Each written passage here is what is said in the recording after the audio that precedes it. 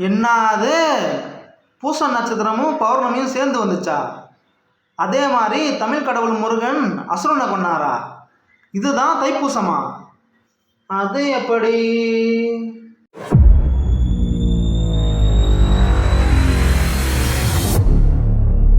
தை மாசத்துல பூச நட்சத்திரமும் சரி பௌர்ணமியும் சேர்ந்து வரனால தான் தைப்பூசமா நம்ம கொண்டாடிட்டு இருக்கோம்.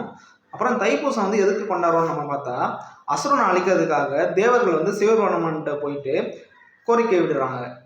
அதுக்காக வந்து சிவபெருமான் நெற்றிக்கல்ல இருந்து தோன்றினவர் தான் நம்ம கந்தன்.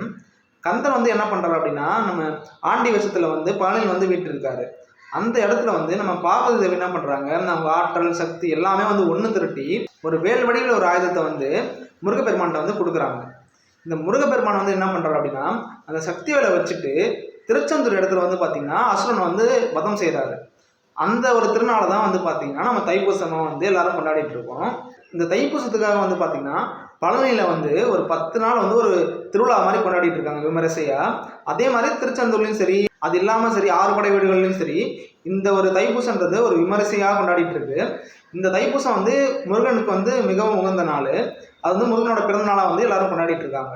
அதே மாதிரி இந்த தைப்பூசத்தை வந்து என்னென்ன பண்ணிட்டு இருக்காங்க அப்படின்னு நம்ம பார்த்தோம்னா, பால் குடம் எடுக்கிறது, காவடி எடுக்கிறது, அலகு குத்துறது, அது இல்லாமல் எல்லா கோயில்லையும் சரி சிறப்பு பூஜைகள் எல்லாமே நடக்குது. அதே மாதிரி வெளியே வந்து அன்னதானம் கொடுக்கறது, இந்த மாதிரி எல்லா காரியங்களும் வந்து தைப்பூசம் அன்னைக்கு வந்து நடக்குது.